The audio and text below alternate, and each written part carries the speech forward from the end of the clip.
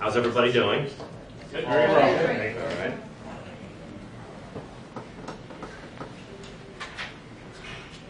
Better than me. Hang on a second. I'm making a point here. Here we go. Let's get ready to rumble. Doesn't do a lot, does it? But how about this? Let's get ready to rumble! That does something for you, doesn't it? So that's what voice does. Voice projects. Voice allows you to use volume and tone. And let me turn that off. Turn off you. Thank you. Supposed to go next. So I wasn't ready, but that's okay. So voice and vocal variety. Decker says that voice is a rich vocal tool that you use. You know, I'm going to tell you a quick story. I used to work on the floor of the New York Stock Exchange, and when I first got there, it was just a cacophony of voices all over the place, and I quickly found out that volume and tone made money. Why? Because in a crowd of people yelling and screaming to make a bid and an offer on the floor of the New York Stock Exchange, if you had volume and you combined it with tone to give you resonance, people would recognize your voice in a crowd full of people. Okay? So, energy. I want to be able to reach out and grab your brain and suck it into my brain. Why? Because I want you to be paid back for sitting there and listening to me talk. That's why you're spending the time doing it. And I want you to want to remember what I had to say, and how I said it is how I'm going to do that. Vocal tone and quality. I can use highs and lows, but if I don't project from inside myself, if I don't use quality in the pronunciation of what I'm saying, if I don't take care with the words that I'm saying, why should you care what I have to say? Subtlety. Very important. If you use projection and volume, you need to also bring it down and bring people into your little world. I have a conspiracy I'm going to tell you about. I have a story. All right? You want people to see you as a master storyteller, even if what you're talking about is dry and maybe not all that interesting. Maybe it's technical. But you'll remember it if there was a little joke associated. If you feel that people brought you into their world, that the speaker brought you into their world. Emphasis. I don't think she should get that job. I don't think she should get that job. I don't think she should get that job. I don't think she should get that job. I don't think she should get that job. I don't think she should get that job. All mean different things. So see what emphasis does for you? It allows you to put different spins on the same exact set of words. And when you're putting words together into a display, into a conversation with your audience, you want them to remember what you were emphasizing. It sticks out like a good flavor or a good smell. It sticks in the brain. Pacing and pausing. Anybody remember William Shatner as Captain Kirk in Star Trek? Remember the vocal thing that he always used to do? He would pause and then start talking again and then pause. It was almost a cliche. A lot of people do that. Barack Obama does that to great benefit. All right? Great speakers use pausing and cadence to their language. Variety. Bring it up, bring it down. Swirl it all around. Variety. It's how people keep glued into you because they don't know what's coming in. If I talk like this for the entire conversation, or talk like this or even talk like this for the entire conversation, after a while it's monotone. It doesn't allow you, the audience, to want to be there in the same room with me. Spontaneity. You know, I started today with a whole bunch of file cards. I practiced and practiced and practiced. And I couldn't get away from those cards. And the more I thought of it, and especially today, as I'm watching everybody go without mnemonic aids, without reading off cards, I thought to myself, that's what spontaneity is all about. Okay? Do I know my topic? Not as well as I'd like to. I'm sure everybody feels that they weren't quite there.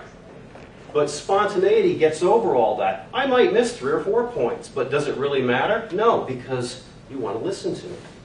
Spontaneity. Probably the most important thing you can have as a speaker is spontaneity. So how do we train? People aren't born that way. You don't come out of the womb and you're 12 years old and people say, wow, he's just a natural born speaker. People practice. Great speakers practice a lot. Okay? Yeah, there's natural ability that people have. Some voices are naturally easier to listen to than others. But if you practice, you'll get there. So, there's 4 aspects that Decker puts out for good speech. Relaxation, breathing, projection, and resonance. What do those things mean? So, relaxation of the head. You have to relax your head. You have to relax your neck. You have to relax your shoulders. And then you have to bring some tension into it too. So tense up your shoulders. Relax them. You have to relax your face and your lips as well. But you can't just relax them. You don't want to go into a coma. Okay? So especially in the face and lips, if you tension them, scowl. If you tension your lips and then relax them, you see the difference between relaxed and tension. And you can use that difference to talk correctly, to get your point out, to get your words out, to feel what the difference between mumbling and enunciating is. Very important. Breathing techniques. These are good too. So you breathe in through your nose, breathe out through your mouth. Do it again. And then ma. Add some sonorous into your breathing as you breathe out. It's good because that practice allows you to practice what happens with correct speech, which is you're using your diaphragm. Same as with singing. You're projecting from your diaphragm. If you can project out, use your voice, use your breathing, you'll get out to the back of the room, which is where you want to be projecting. Resonance. You don't just use pitch, you don't just use volume, but you use the center channel of your vocal range, okay? And that's where you're most resonant. I'm most resonant right about here, okay? You might be resonant a little bit higher, but if you keep in your resonant zone, you can use trails up and trails down in order to make points, in order to engage your audience, and keep it interesting, and that's important.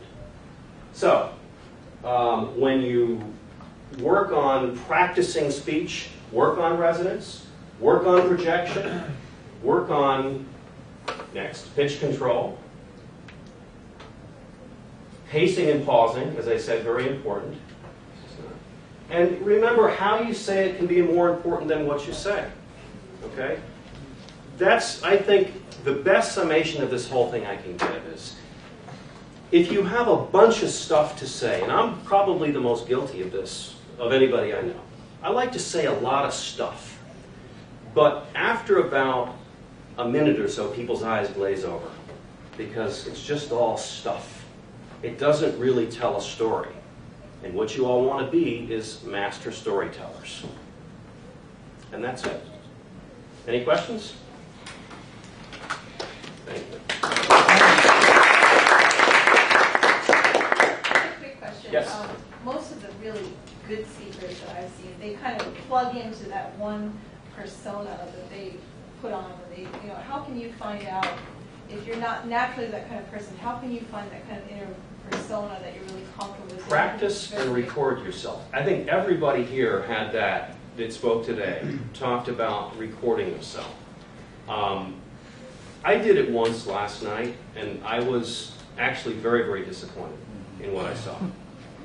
And I realized that the more they talk about, the more, when you read Decker and Collins, especially Decker so far, they reiterate over and over and over again, practice. And because video recorders are so ubiquitous, everybody's got one, they're in laptops, they're everywhere. You probably have one in your cell phone. Go in a quiet corner somewhere where you're not embarrassed by anybody and talk. Write out a speech, memorize it, and then talk. Play it back. see how you feel about yourself. Get a trusted friend who's going to tell you the truth and say, what am I doing wrong here? How about experimenting with different types of things, what might work for one person? Absolutely. So that loud tone they have is If you not see work for somebody that you like, for instance, a public figure, you really like the way they talk, try to emulate that. See if you can fit that into your vocal register. See if you can fit the pauses and the cadences in with what's natural for you. Sometimes it's difficult to shift, but work and practice will make it worthwhile, believe me. Because if people want to listen to you, life is so much easier than if they don't.